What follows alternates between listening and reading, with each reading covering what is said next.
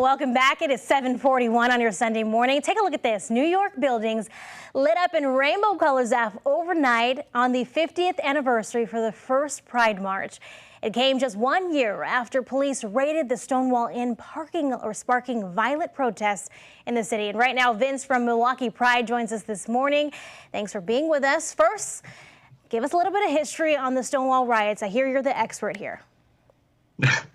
Well, thanks for having me on. The Stonewall riots, rebellion, uprising, it goes by many different names, was a raid on the Stonewall Inn, which was, like you said, a gay bar in New York City on Christopher Street, where the very racially and economically mixed patronage was being raided by the police. And they, for some reason this night, they fought back, and police were so surprised because other racial and ethnic groups had fought back against the police when they oppressed them, but the gays and lesbians weren't supposed to do that. So this particular night was special, and the community ended up commemorating it with the Pride March the next year. And ever since then, we've had those marches and festivals celebrating Pride.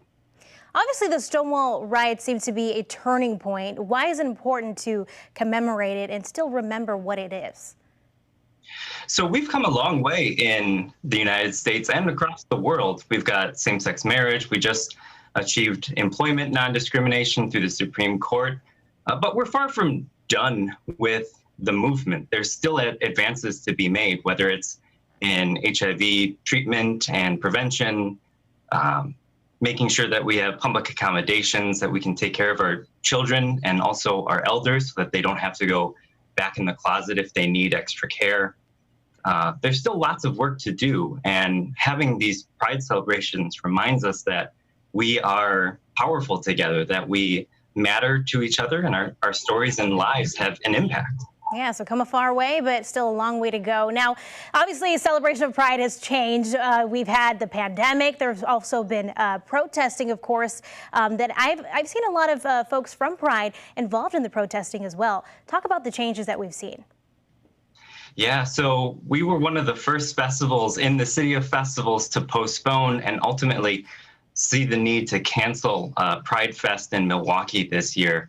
There was just too much history with our community and pandemics, and we just couldn't take the risk with our community. So we did end up canceling Pride Fest, and really the goal of Milwaukee Pride this year is to amplify the voices of people who need to be heard.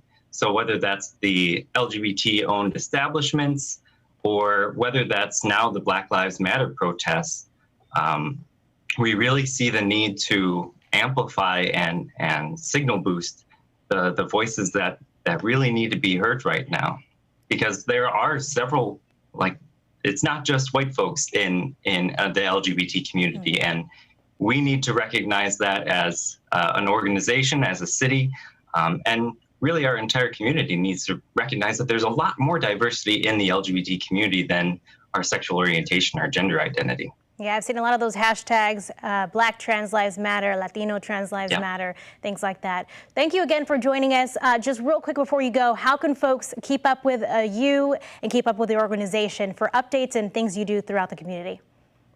Probably the best way is through our Facebook page, Milwaukee Pride. We've also got Twitter and Instagram, I think.